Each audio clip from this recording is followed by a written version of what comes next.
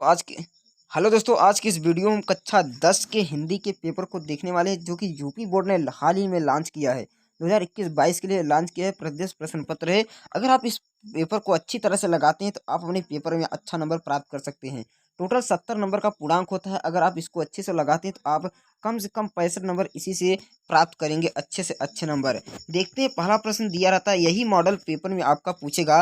पहला प्रश्न इसी आधार पर दिया रहेगा। पहला प्रश्न दिया रहेगा कि नोट 15 मिनट आपको पढ़ने के लिए देता है। पहला प्रश्न, निम्नलिखित में से कोई कथन सही होता है उसे पहचान कर लिखिए। पहला कथन दिया है कि सरस्वती पत्रिका के संपादक महादेवी वर्मा थे, ये बिल्कुल गलत हो गया। रामविलास शर्मा कवि, ये भी गलत है। मैला आंचल कहानी, ये भी गलत है। क्या भूलूं क्या याद करूं, हरिवंश राय बच्चन की आत्मकथा है, ये ऑप्शन एकदम राइट आंसर है। अगला प्रश्न दिया है कि रस मीमांसा किसकी आलोचनाकृत है, तो रस मीमांसा जो है रामचंद्र शुक्ल की आत्मकथा है। निम्नलिखित में से किसी एक रचना के लेखक का आपको नाम लिखना है। जैसे दिया अथासागर, अर्धनारीश्वर, तो एक को लिख देना है। अर्धनारीश्वर रामधारी सिंह दिनकर की है। मेरी असफलताएं, लहरों के राजहंस, आपको इन सभी को याद करके जाना है। सबको एक एक से पूरा याद करना है। गेहूं और बना गुलाब गुलाम किसकी रचना है, आपको इसको बना है। गेहूं और गुलाब बनाम राम वृक्ष बेनीपुरी की रचना है। त्यागपत्र किस विधा की रचना है, आपको इसको लगना है। त्यागपत्र किस विधा की रचना है, कहानी है, उपन्यास है, नाटक है या एकांकी है। दूसरा प्रश्न दिया था, रिक्त मुक्त धारा के किन्हीं दो कवियों को नाम लिखिए। आपके यह प्रश्न अति महत्वपूर्ण है। आपको रीतिकाल को याद करके जाना है। यानी आपको रीतिकाल की विशेषताएं, रीतिकाल की विशेषताएं, रीतिकाल की रचनाएं और रीतिकाल के कवि, रीतिकाल के लेखक, आपको कवि आपको याद करके जाना है और उनकी विशेषताओं को भी याद करके जाना है। अगला प्रश्न दिया कि निम्नलिखित छायावादी के दो प्रवृत्तियां लिखिए। आपको प्रवृत्तियां भी याद करके जाना है। उत्तरायण कृति के रचनाकार बताना है।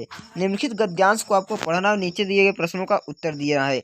6 नंबर दिया है कि भिन्न भिन्न धर्मों को मानने वाले जो लोग सारी दुनिया के सभी देशों में बसे हुए यहाँ थोड़ी बहुत संख्या में पाए जाते हैं, और जिस तरह यहाँ बोलियों की गिनती आसान नहीं है, इस प्रकार आप पूरे को पढ़कर और उत्तर इसका दे देंगे। पहला प्रश्न दिया, उपयुक्त गद्यांश का आप सह-संदर्भ सहित व्याख्या कीजिए। रेखांकित अंशों की व्याख्या कीजिए। उपयुक्त गद्यांश में बोलियों को संप्रदाय में लेखक ने क्या बताया है। अथवा आप इसको कीजिए अथवा नीचे दिए गए उसको कीजिए। पहले पहाड़ काटकर उसने खोखला कर दिया, आप भवन बनाया, आपको इसको इसके बाद इसके आधार पर प्रश्नों का उत्तर देना है। नेक्स्ट प्रश्न दिया है कि निम्नलिखित पद्यांशों को, आपको एक पद्यांश दिया, दो पद्यांश दिए, दो में से एक को हल करना। देखें, निर्भय स्वागत करो मृत्यु का, निर्भय स्वागत करो मृत्यु का, मृत्यु है एक विश्राम स्थल, जीव जहां से फिर चलता है धारण कर नवजीवन मंडल, मृत्यु एक सरिता है जिसमें श्रम से कातर जीव नहाकर फिर नूतन धारण करता है काया रूपी वस्त्र बहाकर।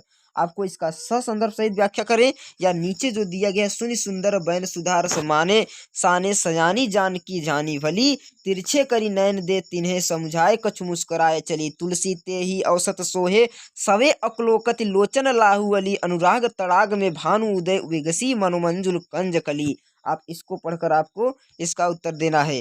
नीचे दिया गया है कि निम्नलिखित में से किसी एक लेखक का जीवन परिचय और उनकी रचनाओं का उल्लेख कीजिए। आचार्य रामचंद्र शुक्ल, भगवत शरण उपाध्याय, जयशंकर प्रसाद में से किसी एक का।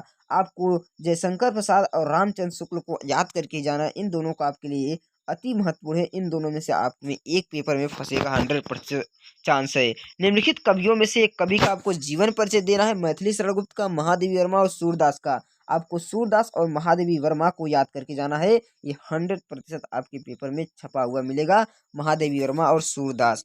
अगला प्रश्न दिया है कि निम्नलिखित ससंदर्भ सहित व्याख्या कीजिए, यानी अनिवार्य संस्कृत से दिया है। मानव जीवसम संस्कृतम संस्कृति अस्माकं पूर्वजा मानवीजनम संस्कृतम महंतम प्रयत्नम अकुर्वन्, ते अस्माक जीवनस्यम संस्कारेण यान आचार्यन विचारेण अदर्शन तत् सर्वकम अस्माक कृति। आप इसको कीजिए अथवा इस पद्यांश को हल कीजिए, इसके आधार पर देना है।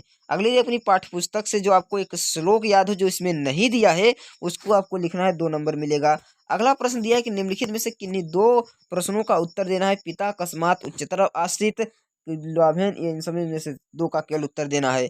अगला दिया है कि करुण रस अथवा हास्य रस का स्थायी भाव और परिभाषा, उदाहरण भी देना है। उपमा अलंकार और रूपक अलंकार, आप 2 में से एक को कीजिए। निम्नलिखित सोरठा और रोला कीजिए। निम्नलिखित में से किन्हीं 3 का मेल का शब्द बनाए उपसर्गों को, जैसे सु दिया है सु, प्र दिया है प्रभव, प्रतिधन आकार प्रतिकार उपकार, निर्मल अभिमान, ये सबको आपको लगाना है।